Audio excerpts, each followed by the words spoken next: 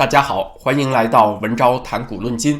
今天是嘉東時間2026年2月11號，是農曆乙巳年的臘月24。最近流行一個詞兒叫做年底對賬，那咱們也來對一對賬。在對賬當中，大家也可以找一下自己的位置。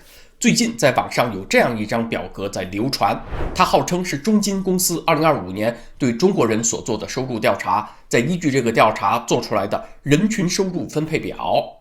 這個表格以家庭人均收入作為標準，一共分成了11檔。第一檔呢是月收入0元也就是完全沒有收入，這樣的人有546萬人。最高一檔是第11檔，是月入過2萬元的人，這樣的人只有70萬人。咱們這裡只介紹了這個統計的底線和天花板，可能就有很多朋友有疑問了。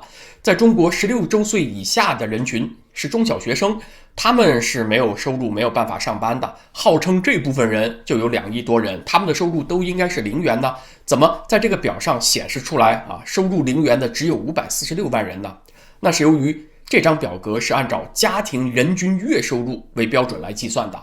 什麼意思呢？如果是3口之家父母的收入加起來一個月有1萬塊錢，但是還有一個孩子嘛，所以一家3口一平均，這個家庭的平均月收入就只有3300元左右了。那麼在這張表格上，這個家庭的3口人都應該被歸入第8檔，就是月入3000至5000元這一檔，而這一檔對應的人數是 1.56 億人。這是介紹一下這張表格的統計標準。今天要說的關鍵是這張表格所體現出的這麼幾個數據。首先是人均月收入在1000元以下的人群有多少呢？也就是表格上1至4檔加起來一共有 5.46 億人。以中國人口按照官宣那 14.1 億為基數來計算，他們占到了總人口比例的 38.72%，觸目驚心吧。其次是月收入5000元以下的人群有多少呢？也就是表格上1至8檔全都加起来一共有 13.28 亿人，他們占到了总人口的 94.18%。为什麼說這個數字也很重要呢？因為月收入5000元及其以下的人群，就是我們通常所說的中等收入及其以下人群，但是這個中等呢，還是收入不太高的中等，可是他們加起来占到了總人口的90%幾，也就說明中國的所謂中等收入人群其實是很窄的。再接下來就是月入超過了5000元，你就邁入了中國的中高收入人群了。那這部分人有多少呢？占總人口還不到 6%。特別是在相親當中經常被提到的那個條件，男方要月入過萬元，這部分人有多少呢？只有区區的854萬人，只占總人口的 0.61%。如果你是未婚女性，你看到這份統計資料就應該有想法了。在中國挑選配偶，如果你要求男方一定要過月入萬元這條紅線，那麼你成功的幾率會遠遠低於 1%， 因為收入過了這條線的男性很可能已婚了，又很可能是老男人了他的年齡與你相差極大。那麼你收入要求別人達標的話，你自己在其他方面的標準就要大幅度降低。當然，中高收入人群在空間和行業上的分布是極為不平均的，在1線城市會多一些，在某些行業也會比較集中，但是在另外一些地方則會極其稀疏。但是這不是今天的重點，我們今天重點只看總量，大家再仔細品味家庭平均月入1000元以下的人群有 5.46 億，占總人口的接近40%，月入5000元以下的人群占總人口的 94% 點幾，月入5000元其實也就是700多美元。那大家頭腦中是怎樣一個印象呢？這還是一個崛起大國的印象嗎？而且這是在福利極其欠缺、教育、醫療和養老都高度依賴個人儲蓄的情況下，中國人的收入水準。它意味着就這麼點收入，你還得摳摳嗦存着還得省着花，以應付未來的不時之需。你能不能存得下來呢？還兩說，和你的家庭債務水平是直接掛鈎的。如果還房貸就把你榨乾了，當然你存錢也存不下來了，也談不上儲蓄了。我知道這個時候有人按捺不住就要反駁了大夥兒別急，咱們這兒講的話題一定是要經得起反駁的。首先是這份數據的真實性，中金公司真的對中國人2025年的收入狀況有過這份調查嗎？我今天去查了消息的源头，並沒有找到中金公司2025年做過這樣正式的收入分布調查。目前關於中國人收入情況的權威數據來源，所謂官方數据來源只有一個，是誰呢？就是國家統計局。按照他的說法，2025年中國的人均可支配收入還漲了呢，比去年漲了5%。國家統計局的分類報告當中，一般也不會統計各個收入階梯的人群分布，任何反映出這個社會貧富分化的數據，它都不會展示給你的。所以這份表格呢，還真的很可能是往年數據加上二手數据再加工整理給造出來的，是冠以中金公司之名的一份假托之作。也有可能呢是所謂內部資料的洩露，所以你說它是一份未經證實的傳聞還是恰當的。但是既然官宣數據可以肯定是謊言，那麼傳聞就未必不是真相。我們要做的是以傳聞為起點去分析去挖，你會發现還是能挖出不少有意思的料的。第一份被冠以中金公司名義的中國人收入調查出現在什麼時候呢？我今天查到出現在2021年，在這份往期的資料當中說，月入1000元以下的家庭在中國有多少人呢？一共有 5.5 億人，而今天的這份表格裡說有 5.46 億人，大家看很接近是吧？在那份往期資料中說，月入5000元以下的人占到總人口的比例是 94.87%， 而今天這份資料裡面說是占到 94.18%， 也是非常接近的。2021年的這份收入分布資料是呼應李克強在2020年那句名言的。那年两會之後的記者會上，李克強不是說了句大實話嗎？說中國月入1000元以下的人有6億人啊。李總理說6億，那這份資料說有 5.5 億，是非常接近的。而今年年底的這份對賬單呢，又是在2021年資料的基礎上只做了細微的調整。雖然我們很難找到一個直接的權威機構來為這種收入分布做背書，來證實它或者證偽它，但是能不能找到間接的證明渠道呢？其實是有的，而且還不少。最接近的一個證据出現在2023年，這一年北京师範大學收入分配研究院課題組分層隨機抽取了7萬人調查他們的收入，結論是中國有 39.1% 的人口人均月入低於1000元，那換算成總人口呢，就是 5.47 億人。你看和今天說的 5.46 億人相當接近了是吧？這個數字被收錄在了中國社會保障學會的網站上，今天還能查得到，所以確定不是造謠。在2023年的調查中還得出了這樣一個結論，說中國月入2000元以下的人群有多少呢？有 9.6 億人。而在2025年流傳的這份表格裡，這個數字也是 9.6 億人，估計就是直接取自於2023年的這份調查報告。那在疫情以後，這和人們的體感溫度也基本符合，底層的日子越來越難過了嘛。驗證傳聞的另外一種方式，就是從基尼係數倒推，對中國的貧困人群的規模能得出一個合理的範圍。基尼係數這個東西呢，它反映的是社會貧富差距的，是0到1，越接近1，也就說明這個社會的貧富差距越大。國際警戒線是基尼係數 0.4， 超過這個標準就說明這個社會的貧富分化已經非常嚴重了就應該拉響警鐘了。而中國這個數字是多少呢？在2024年是大約 0.47。 按照世界上多數國家的收入分布數據來看，當基尼係數接近這個水平的時候，經濟上墊底的人群就會急速擴大。那有多墊底又能擴到多大呢？大約是40%人口只擁有社會財富的 10%， 能擴大到這種水平。那麼再從今天所講的中國收入對賬單來看，月入1000元以下的人群在2023年是占到了 39.1%， 2025年占到了 38.72%， 你看看都接近40%。雖然說我們不知道這大約40%中國人他們所擁有的財富能不能占到總量的 10%， 很可能是沒有到的，但是直觀上他們肯定是經濟上墊底的人群，也符合從基尼係數倒推得到的印象。也就是說，從收入的分布態勢來看，中國有5億幾千萬人月入在1000元以下，是合乎直覺的。數據核實就先做到這兒否則這麼講下去會很枯燥，估計觀眾就該換台了。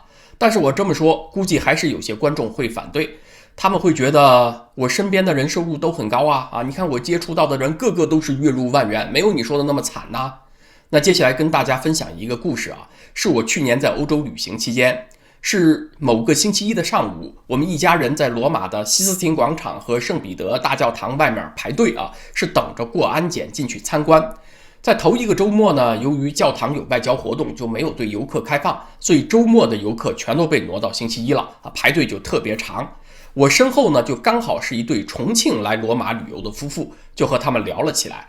妻子是體制內人員，丈夫呢也是做這個關係生意的这是屬於一個享受了制度紅利的家庭啊，生意還做得挺大，但是人不壞，也同意中国有很多弊端，也不民主不自由。夫妻俩也把女兒送出國留学很多年了，两口子也很接受真相。但唯独在中国社会到底有多富裕的这個問題上，我們產生了分歧。我和他們說，中國社會最富裕的1%的人，你得有多少錢才能夠進這個圈子呢？可投資的淨資產在600萬元以上就行。這樣的家庭2024年在中國有512萬戶，這個數據是來自於胡潤的中國財富調查報告。我的本意呢是誇一下這兩口子，就是你看啊，你們倆在中國生意清閒的時候就可以把公司交給經理，你們就出來周遊世界啊，非常瀟灑，而且還不是窮遊，都是住5星級酒店。那你們在中國肯定算是收入能夠達到1%的頂尖人群吶。結果夫妻倆大搖其頭啊，說不可能啊，淨資產才600萬元就算1%的富人了，600萬元多少？還不到100萬美元呢。那我們身邊全都是這樣的人呢啊！我們住的那個小區誰不是這樣啊？你淨資產沒有個幾千萬元都不好意思說自己是富人，而且重慶這樣的小區也有好多呢。他們就給我念了一堆小區的名字。我說這個數字也不是我瞎編的呀，是胡潤財富調查報告裡的。可是夫妻倆還是搖頭說不可能，中國不可能有錢人這麼少，我們重慶都這麼多，那成都可能還要再多一些，北上廣就更別提了。當時我也沒有想到太好的回應他們的說辭，既然這是人家的生活經驗，我又多年不待在中國，也不好否定人家是吧？當時我能想到的呢，就是財產統計口徑的不同，你生活中感受到的是你這個圈子人的實際財產狀況啊。你可能覺得你的朋友淨資產有幾千萬元了，但是胡潤所統計的是什麼呢？是狹義的財產，是直接在你名下法律上可查的財產，由親戚代持的不算啊，在香港或者在海外由信託代持的也不算等等。因為中國的富人呢，現在也習慣了用各種方式來減少自己名下的法律上直接持有的財產，為的是避免破產清算和躲避稅務嘛。所以把這些部分給刨開，胡潤說淨資產在600萬以上的中國家庭只有512萬個，這512萬個就算是中國1%頂級的富人了。這樣說呢，當然也成其為一種解釋，但是我自己也覺得不夠有說服力。那天後來我實在等不及進聖彼得大教堂，時間不夠了，地接的導遊把我們一家人叫走了，就和這對重慶夫妻分開了，就來不及深聊。等到那天下午我回到酒店再一查，才知道在重慶符合富人區標準的社區，低密度核心地段有景觀大平層公寓或者是獨棟別墅，也就只有2到3萬戶。那麼再放大到全中國有多少呢？胡潤說有512萬戶。仔細想想，胡潤說的沒有大毛病嗎？重慶是西部大都市，人口3000萬，又是直轄市，可是這樣的富裕家庭也就3萬個，占到全國500多萬個富裕家庭的比例還不到1%。那按照這夫妻倆所說的也成立啊，肯定在成都這樣的富人更多，在北上廣更加密集，在南京、杭州這樣的城市也可能更加密集。那我今天要說的是，從重慶的高端房產銷售數據，恰恰可以說明胡潤的估計基本上是靠譜的。中國的高淨值家庭也就是500多萬戶，而且這個高淨值的線吧，你還不可能畫得很高，也就是600萬元人民幣。今天為什麼要講這個故事呢？就是想說明這對夫妻的體感和真相之間的差距。他們覺得自己身邊都是富人啊，自己這點財產都不算什麼了。他們不相信中國的有錢人其實是非常非常少的。你說在重慶啊，有3萬個家庭購買高端房產，可這3萬個家庭又分布在上百個小區當中，你要算社區的數量也不少了。如果你恰好住在其中一個社區，你當然會覺得左鄰右舍全都是這樣的大款，你開個寶馬5系都覺得出門不好意思。但是在心理學上有一個鄧巴定律，就是一個人有效的社交網絡，大家知道有多大嗎？其實頂天就150個人，超過這個數啊，也就超過了你注意力能夠關照到的上限。這是算力锁死，是人的大腦生理功能的極限。所以你的這個微信朋友圈上有幾千個人，其實沒多大意義。你的注意力只能夠在150個人之內動態分布。在這150個人裡面，5個人是你的核心圈，是家人和死黨，是你一天都要聯繫幾回的。另外15個人是所謂的同情群體，英文叫做 sympathy circle，中文的翻譯更準確，應該叫好友圈吧，應該比好友圈還要更緊密一點啊，相當於閨蜜圈那個意思。就是在這個群體當中，你有困難會向他們求助，有苦惱會向他們傾訴。再擴大到50個人呢，就是經常往來圈，它沒有閨蜜圈那麼鐵，但是在社交媒體上你們會不時的聯繫，有熟人聚會的時候你們也會一起去參加，同樣是彼此有較強影響力的圈子。再擴大到一步，就到了有效社交圈的極限，150個人。有效的意思是你不僅能夠記得對方的名字，你還熟悉对方的背景，是能夠維持影響力的圈子。如果再放寬，那你基本上就只能夠記得起对方的名字和長相，就談不上了解了。那這樣的圈子有多大呢？就视你的記憶力和你的社交活躍程度而定了。500人是弱熟人關係的極限，1500人是名字和人臉記憶的極限。如果你是社牛，同時又過目不忘，估計呢你能逼近1500这個數字，但如果你是社恐，那估計連500都達不到。但是超出了150人的上限，你就談不上了解對方的背景，也談不上維持影響力和凝聚力了啊！這就是所謂的心理學鄧巴定律。回到重慶這對夫婦的經驗，他們能夠大概的知道別人的淨資產有多少，那肯定得是有相當熟悉度的圈子了，估計得在這150人之內。那150人一個小區的信息量就把你腦子給塞滿了，再多就過載了。那你當然覺得身邊到處都是有錢人了，怎麼可能只有囫圇估計的那麼少呢？實際上真的就只有囫圇估計的那麼少。那同理也可得，如果您現在正在看這期節目，覺得文昭在胡扯，你身邊到處都是月入過萬的人，怎麼可能高收入者這麼少，貧困人口這麼多呢？那咱得說，你很可能真的是中了這個鄧巴定律的招，所以我建議你現在做的就是關掉這集視頻之後，拿一張紙寫下來，你認識的月入過萬的人到底有多少？這個比較直觀，能印證文昭是不是在胡扯。這個辯論和演講永遠是遺憾的藝術。每次復盤的時候，我都會有自己言不盡詞，詞不達意的遺憾。那我和這對重慶夫婦萍水相逢也很難有進一步機會再講真相了。我這個知名反賊的身份呢，也是比較多顧慮。我不用微信，也不會主動透露自己的聯繫方式去加別人好友。那對方也是一樣，人家也是中國的高淨值人群，也不會上桿子的加陌生人好友，是不是？就是這一面之緣，後面這番話估計他們是聽不到了。我只能希望這期節目在牆內廣泛傳播特別是重慶的網友廣為傳播，也許他們有機會看到吧。我們在談年底對賬中國人收入真相的時候，還有一個問題要強調，就是底層中國人他們的生存狀態惡化得更快。還不僅僅是失業、失去生活來源的問題當然這是最嚴重的惡化，但是除此之外，還有整體經濟在通縮，他們卻在經歷通脹這樣一種情況的存在。為什麼會有這種效果呢？上海就發生了這種情況，就是在房價和房租連年下滑的情況下，廉價的合租屋租金卻在連年上漲，平均月租從2023年的1500塊錢漲到了2200塊錢，2年漲700%，從年漲幅來講是不小的。之所以會這樣，是由於返貧的下沉的階層在擴大，那對於有限的生存資源的擠兌變得更加嚴重了，廉價公寓反而供不應求了。所以不管是在上海還是在深圳，最近2年大家看到露宿街頭的和睡桥洞的人数明顯增加。前面談到的數据2023年北师大課題組的調查，月入2000元以下的人群在2023年是 9.6 億人，而甲托中金公司的那份報告是說2025年這樣的人群也有這麼多。那這麼大一个人群的整體就有掉到了斬殺線之下的感覺，這樣的人有9億多人，9億多人，9億多，重要的事情說3遍。為什麼是斬殺線呢？因為對他們來講，生活開支已經壓到了生存所需要的最低水準了。所以通縮反映出的那些結果，什麼服務價格下跌消費品價格下跌對他們來講是無感的，反而是廉價公寓的一個鋪位，一個月租金漲幾十塊錢，一碗泡麵漲了幾毛錢，或者分量少了一點，對他們來講更加有體感。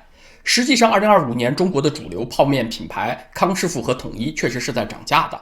所以今天中國的經濟是什麼狀況呢？是宏觀數據在增長，消費在通縮，底層在通脹。所以年底對賬真是感慨萬千當然這種畸形的狀況是不可能持續很久的。最後打個補丁，講財經話題就是麻煩，收入和資產是相差很大的2個概念。細心的朋友可能注意到了，对中國人的收入調查說，中國家庭人均月入2萬元以上的才70萬人，可是胡潤卻說中國淨資產在600萬元以上的家庭有500多萬個，你看這不就對不上了嗎？其實這在世界各國都算正常，因為高淨資產人群他們報稅的年收入可能很少比如你家淨資產有上千萬元，一家4口人，可是今年的報稅收入才20萬元，那麼按你家4口一平均，人均月收入才4000元出頭呢。你的實際資本性收入大部分是不應稅的，那這個補丁得打上。好，今天的話題咱們就先聊到這兒。明天是星期四，在咱們的會員網站文招點 CA 上，我們來聊聊全球化終結以後，這個世界會是什麼樣？是不是沒了聯合國，世界就要失序了啊？所有國家就要打成了一鍋粥呢？是不是沒有一個集中化的權威，比如聯合國安理會、世衛組織、世貿組織，這個世界就要回到叢林時代了呢？叢林時代大家聯想到的就是弱肉強食，可是這個弱肉強食能夠亂到什麼程度呢？明天在會員網站上咱們來聊，在文招談股論金這個頻道，咱們下次再見，是星期五了，謝謝各位。